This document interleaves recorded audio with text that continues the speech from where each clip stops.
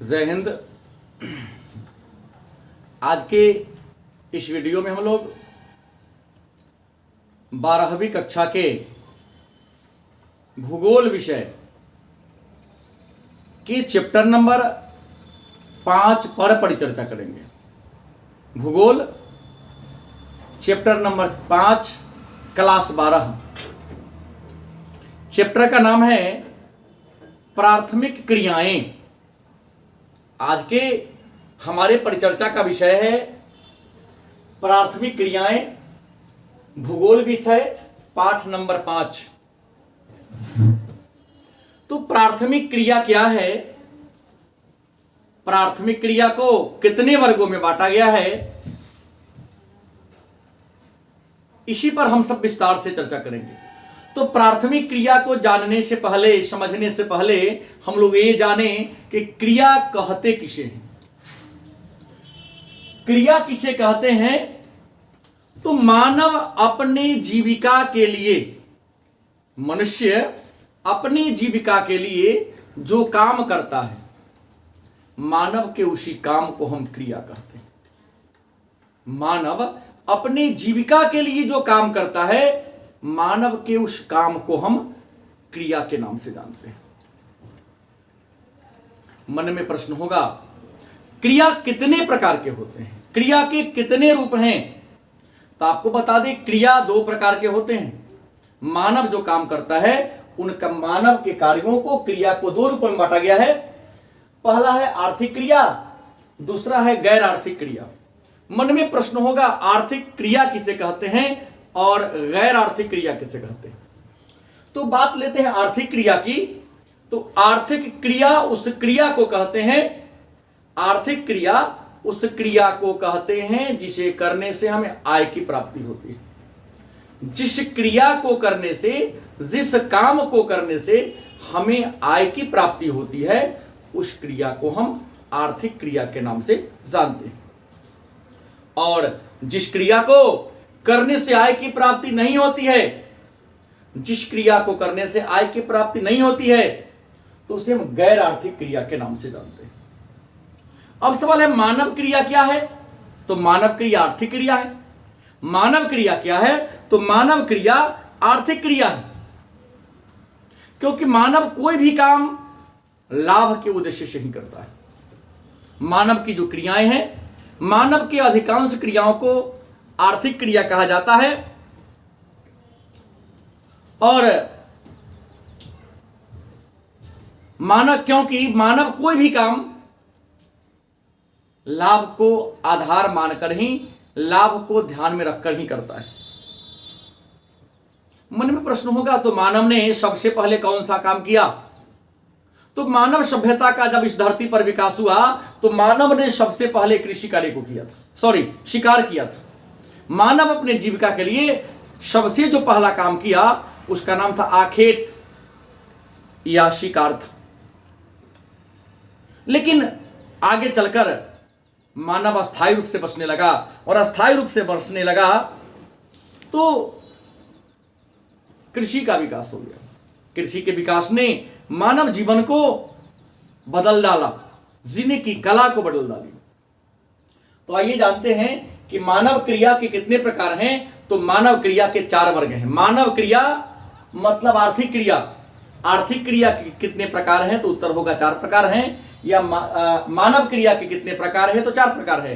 वह कौन कौन है? तो प्राथमिक क्रिया, द्वितीय क्रिया, तृतीय क्रिया और चतुर्थ क्रिया। मानव क्रिया को कितने वर्गों में बांटा गया है? या आर्थिक क्रिया के कितने वर्ग हैं? तो मानव क्रिया के 4 वर्ग हैं, जिसका नाम है प्राथमिक क्रिया, द्वितीय क्रिया, तृतीय क्रिया और चतुर्थ क्रिया। मन में प्रश्न होगा कि प्राथमिक क्रिया किसे कहते हैं? प्राथमिक क्रिया किसे कहते हैं? आपका उत्तर होगा, प्राथमिक क्रिया उस क्रिया को कहते हैं जिसमें मनुष्य प्रकृति से कोई वस्तु जिस रूप में प्राप्त करता है। प्राथमिक क्रिया वह क्रिया है जिसमें मनुष्य किसी वस्तु को प्रकृति से जिस रूप में प्राप्त करता है, उस वस्तु को हूबहू वैसे ही प्रयोग कर लेता है। प्रकृति से किसी वस्तु को जिस रूप में प्राप्त करता है, उस वस्तु को हम यदि उसी रूप में उपयोग कर लें, प्रयोग कर ले, तो उस क्रिया को हम प्राथमिक क्रिया के नाम से जानते हैं। जैसे जंगल से फल, कंदमूल को इकट्ठा करके सीधे प्रयोग कर लेना, मछली पकड़ के उसका सीधा प्रयोग कर लेना, फल को इकट्ठा करके खा लेना। तो प्रकृति ने जिस वस्तु को जिस रूप में हमें दिया, यदि उसका हम प्रयोग उस रूप में कर लेते हैं तो उसे हम प्राथमिक क्रिया के नाम से जानते हैं। द्वितीय क्रिया, हालांकि इसके बारे में अगला चैप्टर में पढ़ना है, लेकिन सबकी परिभाषा केवल लेंगे, लेकिन विस्तार से चर्चा हम प्राथमिक क्रिया पर ही करेंगे। द्वितीय क्रिया किसे कहते हैं? तो प्रकृति से जो हम वस्तु प्राप्त करते हैं, प्रकृति से जो हम वस्तु प्राप्त करते हैं, उस वस्तु के रंग, रूप, आकार, प्रकार में बदलकर, प्रकृति ने जो हमें वस्तु दिया है, जैसे लकड़ी दिया, प्रकृति से जो हम वस्तु को प्राप्त करते हैं, उस वस्तु के रंग, रूप, आकार, प्रकार में परिवर्तन करके, बदलाव करके उसकी उपयोगिता को बढ़ा देना द्वितीय क्रिया कहलाता है। जैसे जंगल से लकड़ी लेते हैं, लकड़ी का डेस्क, बेंच, कुर्सी, सोफा में बदल देना, रुई से धागा, धागा से कपड़ा बना देना, गेहूं से मैदा या आटा बना देना, द्वितीय क्रिया का उदाहरण है। द्वितीय क्रिया को हम गौण क्रिया के नाम से भी जानते हैं। तृतीय क्रिया, तृतीय क्रिया किसे कहते हैं? तो तृतीय क्रिया वह क्रिया है जिसमें प्राथमिक उपभोक्ता से गौण उपभोक्ता तक, मतलब प्राथमिक उपभोक्ता से गौण उपभोक्ता तक वस्तु को आदान प्रदान करने वाला, मतलब एक प्राथमिक उपभोक्ता या प्राथमिक उत्पादक से द्वितीयक व्यक्ति तक पहुंचाने वाला, मतलब जंगल से लकड़ी को बाजार तक पहुंचाने वाला, जंगल से कच्चे माल को कारखाना तक पहुंचाने वाला, और कारखाना से तैयार माल को बाजार तक पहुंचाने का जो क्रिया है, उस क्रिया को हम तृतीय क्रिया के नाम से जानते हैं। और तृतीय क्रिया में व्यापारी, दलाल और पूंजीपति को रखा जाता है, क्योंकि व्यापारी ही खेत से अनाज को बाजार तक पहुंचाते हैं और बाजार से उपभोक्ता खरीद कर ले जाते हैं। चतुर्थ क्रिया, तो जितनी भी अप्रत्यक्ष क्रियाएं हैं जो दिखाई तो नहीं देती हैं लेकिन लाभ सबको मिलता है, वे सभी अप्रत्यक्ष क्रियाएं जो स्पष्ट दिखती तो नहीं है लेकिन लाभ हमें मिलता है, चतुर्थ क्रिया कहलाता है। जैसे शिक्षण, नेतागिरी, अनुसंधान, ये चतुर्थ क्रिया के उदाहरण है। अब ये प्राथमिक क्रिया की बात करते हैं, तो प्राथमिक क्रिया उस क्रिया को कहते हैं जिसमें मनुष्य प्रकृति से जो सामान जिस रूप में प्राप्त करता है उसका उसी रूप में प्रयोग कर लेता है, तो उसे हम प्राथमिक क्रिया कहते हैं। और प्राथमिक क्रिया के अंतर्गत तो अनेक सारे कार्य आते हैं, जैसे आखेट मतलब शिकार, या संग्रहण मतलब इकट्ठा करना, पशुपालन या पशुचारण, कृषि और खनन। प्राथमिक क्रिया के उदाहरण कौन कौन है? तो आखेट या संग्रहण, पशुचारण या पशुपालन, कृषि और खनन। यदि आपसे 2 नंबर प्रश्न पूछता है कि प्राथमिक क्रिया के कौन कौन से रूप हैं, तो आप लिखेंगे प्राथमिक क्रिया के प्रमुख रूप निम्नलिखित हैं। नंबर 1 आखेट एवं संग्रहण, नंबर 2 पशुचारण एवं पशुपालन, नंबर 3 कृषि, नंबर 4 क्या है? खनन। अब प्रश्न है, सबसे पहले आते हैं आखेट। आखेट जिसे हम शिकार भी कहते हैं। तो प्रारंभिक मानव जब कृषि का विकास नहीं हुआ था, तो कृषि के विकास के पहले मानव, जो प्रारंभिक मानव थे, अपने जीविकोपार्जन के लिए, अपने भोजन को प्राप्त करने के लिए जंगल में क्या करते थे? जाते थे और पशुओं का शिकार करके अपना जीवन यापन करते थे। पशु को मारकर, पशुओं का शिकार करके अपना जीवन यापन चलाते थे, तो उसे हम आखेट एवं संग्रहण के नाम से जानते हैं। आज भी संसार में कुछ ऐसी जनजातियां हैं जो शिकार करके अपना जीवन यापन करती है। उसमें है बुशमैन, बुशमैन जनजाति जो शिकार पर ही निर्भर है और वह उत्तरी कालाहारी मरुस्थल में निवास करती हैं। पिग्मी जनजाति जो कांगो बेसिन में निवास करती है, यह भी शिकार करके ही अपना जीविका चलाती है। न्यूगिनी जनजाति वह पापुआन में निवास करती है, यह भी शिकार करके ही अपना काम करती है। और यूकागिरी या साइबेरिया के ठंडे क्षेत्रों में रहती है और शिकार करके ही अपना क्या करती है, जीवन यापन करती है। मतलब विश्व में कुछ आज ऐसी जनजातियां हैं जो आज भी शिकार करके अपने जीवन यापन को चलाती हैं, आखेट करके संग्रहण करके अपना जीविकोपार्जन करती है। उसमें बुशमैन, उत्तरी कालाहारी का, पिग्मी कांगोवेशिन का, यूकागिनी पापुआन का और यूकागिर साइबेरिया का। दूसरा है पशुचारण, मतलब पशु को चराना। पशुपालन मतलब पशु को पालना। पशुचारण मतलब पशु को चराना। पशुपालन मतलब पशु को पालना। यह भी प्राथमिक क्रिया का उदाहरण है। और आपको बता दे, पशुचारण या जो पशुपालन है, यह दो प्रकार के हैं। एक चलवासी पशुचारण और दूसरा व्यवसायिक पशुचारण। मन में होगा चलवासी पशुचारण क्या है? तो चलकर आज यहां पशु को चरा रहे हैं और मौसम और जलवायु के बदलते मिजाज के कारण अपने पशु को लेकर दूसरे जगह चले गए, वहां चराए, पुनः वहां मौसम में बदलाव हुआ, मूल स्थान पर वापस आ गए। तो इसे हम चलवासी पशुचारण के नाम से जानते हैं। जैसे आपको खिरगी की जनजाति है जो मौसमी प्रवास करती है। खिरगी जनजाति एक ऐसी जनजाति है जो ठंडी के महीना, गर्मी के महीना में अपने पशु को लेकर पहाड़ की ऊंचाई पर चल जाती है, क्योंकि वहां का मौसम सुहावना होता है। लेकिन जैसे ही ठंडी का मौसम आता है तो ऊंचे पहाड़ों पर ठंडी ज्यादा पड़ने लगती है, बर्फबारी होने लगता है, तो अपने पशु को लेकर मैदान में आ जाता है। तो मौसम के अनुसार अपने पशु को एक स्थान से दूसरे स्थान पर ले जाना और उसको चराना चलवासी पशुचारण कहलाता है। और व्यावसायिक रूप से, व्यापार के दृष्टिकोण से बड़े पैमाने पर पशु को पालना व्यावसायिक पशुपालन कहलाता है। जैसे मुर्गी पालन हो, सुअर पालन हो, बकरी पालन हो, भैंस पालन हो, गाय पालन हो, तो बड़े पैमाने पर अगर आप पशु को पालते हैं ताकि भेड़ पालन हो, उससे मांस, दूध और बाल की प्राप्ति हो सके, तो उसे हम व्यावसायिक पशुचारण के नाम से जानते हैं, व्यापार के दृष्टिकोण से। आप मन में होगा कि क्या ऐसा उदाहरण है कि ऐसे कुछ लोग हैं जो पशु को पालकर और पशु को चराकर ही अपना जीवन यापन चलाती है। तो संसार में आज भी बहुत ऐसे आदिवासी हैं, बहुत ऐसे जनजाति हैं जो पशु को चराकर, पशु को पालकर ही अपने जीवन यापन को चलाती हैं। कहेंगे वह कौन कौन सी है?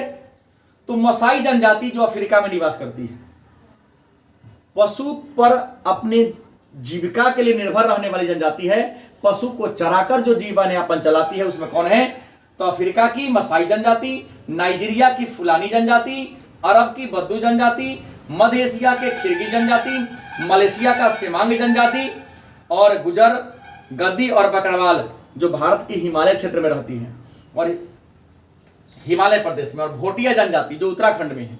ये सारे जनजातियां हैं जो अलग अलग देश में हैं, पशु को चराकर, पशु को पालकर ही अपना जीवन यापन गुजर बसर करता है। कृषि, भूमि को जोत कोड़ कर फसल को उगाना कृषि कहलाता है। कृषि क्या है? तो भूमि को जोत कोड़ करके, भूमि को जोत कोड़ कर फसल को उगाना कृषि कहलाता है। और आपको बता दे, अलग अलग देशों में कृषि के अलग अलग रूप प्रचलित हैं।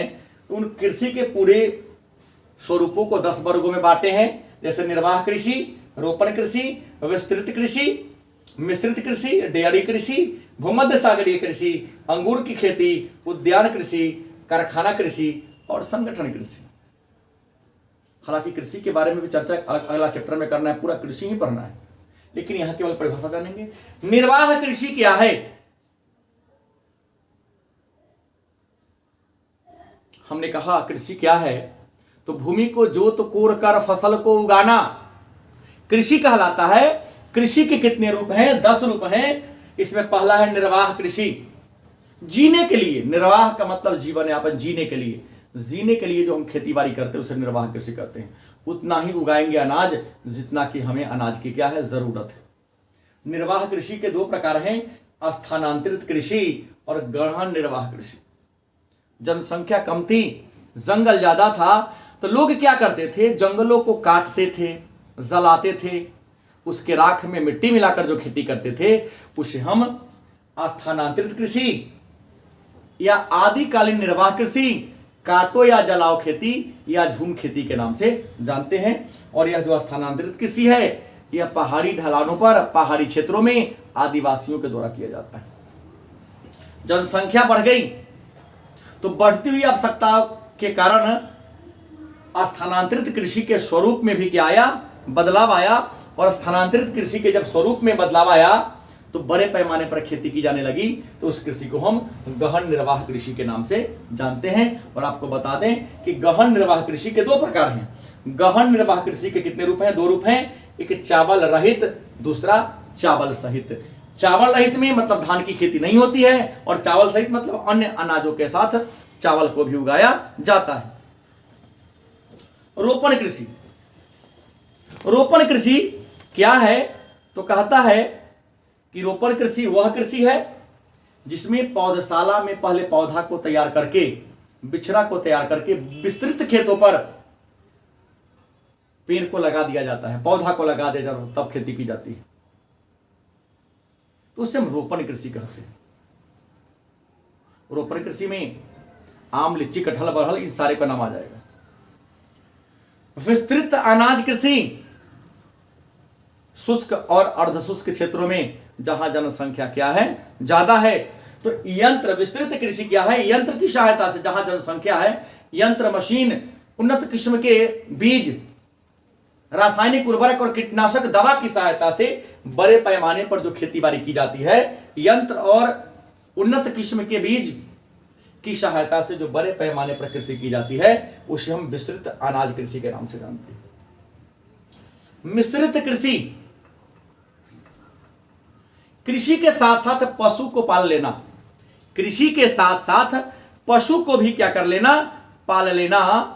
मतलब खेती के अलावे साथ खेती भी करते हैं, और खेती के साथ साथ 2-4 गाय भैंस भी पाल लेते हैं। तो कृषि के साथ साथ पशु को भी पाल लेना मिश्रित कृषि कहलाता है।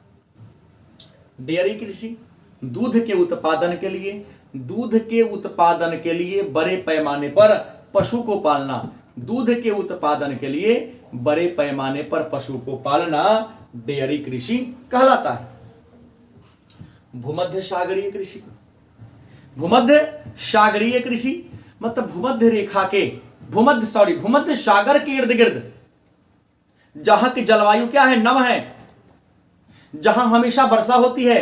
तो भूमध्य सागर के इर्द गिर्द जो खेती होती है, खट्टे और रसदार फलों की, भूमध्य सागर के इर्द गिर्द जो रसीले फल की खेती होती है, उसे हम भूमध्य सागरीय कृषि के नाम से जानते हैं। और भूमध्य सागरीय कृषि के उदाहरण है अंगूर, अंजीर, सेब, संतरा, नाशपाती, अखरोट और विभिन्न प्रकार के फल फूल और सब्जियां भूमध्य सागरीय कृषि में होती है। अंगूर की खेती भूमध्य सागरीय क्षेत्र में उन्नत किस्म के मदिरा बनाने के लिए, शराब को बनाने के लिए बड़े पैमाने पर जब अंगूर को उगाया जाता है, लगाया जाता है, तो अंगूर कृषि। और उद्यान कृषि, बाग बगीचा के रूप में बड़े बड़े बाग बगीचा के रूप में जब हम खेती बाड़ी करते हैं, जैसे आम का बगीचा, केला का बगीचा, पपीता का बगीचा, लीची का बगीचा, बाग बगीचा के रूप में पेड़ पौधों को लगाकर हम कृषि कार्य करते हैं, खेती बाड़ी करते हैं, तो उसे हम उद्यान कृषि के नाम से जानते हैं। कारखाना कृषि मतलब बकरी पालन, सुअर पालन, मुर्गी पालन, उद्योग के रूप में खेती बाड़ी करना। जैसे मुर्गी पालन, सुअर पालन, बकरी पालन, भेड़ पालन को हम कारखाना कृषि कहते हैं। और संगठन के आधार पर कृषि के 2 प्रकार है, सहकारी कृषि और सामूहिक कृषि। एक दूसरे के सहयोग से खेती बाड़ी करना सहकारी कृषि कहलाता है। एक दूसरे के सहयोग से खेती बाड़ी करना सहकारी कृषि कहलाता है। और मिलजुल कर खेती बाड़ी करना, एक दूसरे की सहायता से खेती बाड़ी करना सहकारी कृषि कहलाता है। और मिलजुल कर खेती बाड़ी करना सामूहिक कृषि कहलाता है। अगला है, तो कृषि को प्रभावित करने वाले कारक कौन कौन हैं? कृषि को मतलब खेतीबाड़ी को प्रभावित करने वाले कारक कौन कौन हैं? तो खेतीबाड़ी को प्रभावित करने वाले, कृषि कार्य को प्रभावित करने वाले अनेक सारे कारक हैं, लेकिन उन सारे कारकों को 3 वर्गों में बांटा गया है। पहला भौतिक कारक, दूसरा सामाजिक कारक, तीसरा आर्थिक कारक। कृषि कार्य को प्रभावित करने वाले कारकों को 3 वर्गों में रखा गया है। पहला भौतिक कारक, दूसरा सामाजिक कारक, तीसरा आर्थिक कारक। भौतिक कारक में जलवायु, भूमि की प्रकृति और उपजाऊ मिट्टी आता है। समाजीकरण में बाजार की निकटता, यातायात के साधनों का साधन, श्रमिक की आपूर्ति, पूंजी की उपलब्धता और सरकार की नीति। आर्थिकरण में भोजन की रुचि, अस्थायी जीवन, अनुकूल जलवायु और उन्नत बीज। तो कृषि को प्रभावित करने वाले ये सारे कारक हैं।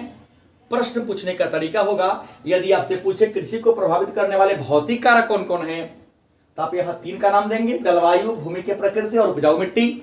यदि आपसे प्रश्न करे कि कृषि को प्रभावित करने वाले सामाजिक कारक का नाम लिखे, तो आप लिखेंगे कृषि को प्रभावित करने वाले सामाजिक कारक निम्नलिखित हैं। नंबर 1 में बाजार की निकटता, नंबर 2 यातायात के साधन, नंबर 3 श्रमिक की आपूर्ति, नंबर 4 पूंजी की उपलब्धता, नंबर 5 सरकार की नीति। यदि आपसे प्रश्न करता है कि कृषि को प्रभावित करने वाले आर्थिक कारक कौन कौन हैं, तो आप लिखेंगे कृषि को प्रभावित करने वाले आर्थिक कारक हैं भोजन की रुचि, अस्थायी जीवन, अनुकूलन और उन्नत बीज। लास्ट में खनन क्या है, तो भूमि को कोड़कर या भूमि को खोदकर अयस्क को निकालना। भूमि को खोदकर या कोड़कर विभिन्न विधियों से भूमि को खोदकर या कोड़कर अयस्क को निकालना खनन कहलाता है।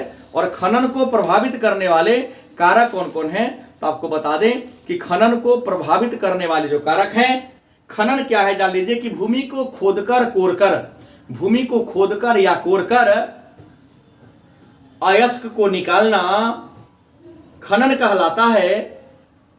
और खनन को प्रभावित करने वाले कारक हैं शैल में धातु की मात्रा, औद्योगिक केंद्रों की निकटता, अयस्क का भंडार, खनन क्षेत्र में खनन में धात्विक बनावट, मजदूरों का मिलना, पूंजी की उपलब्धता, ये सारे खनन को प्रभावित करने वाले कारक हैं। मन में प्रश्न होगा कि कुछ ऐसे धातुओं का नाम बताइए जिसको हम खनकर प्राप्त करते हैं, तो लौह अयस्क, पेट्रोलियम, कोयला, मैग्नीज, सोना चांदी, ये सारे खनन के द्वारा ही हमें प्राप्त होती है।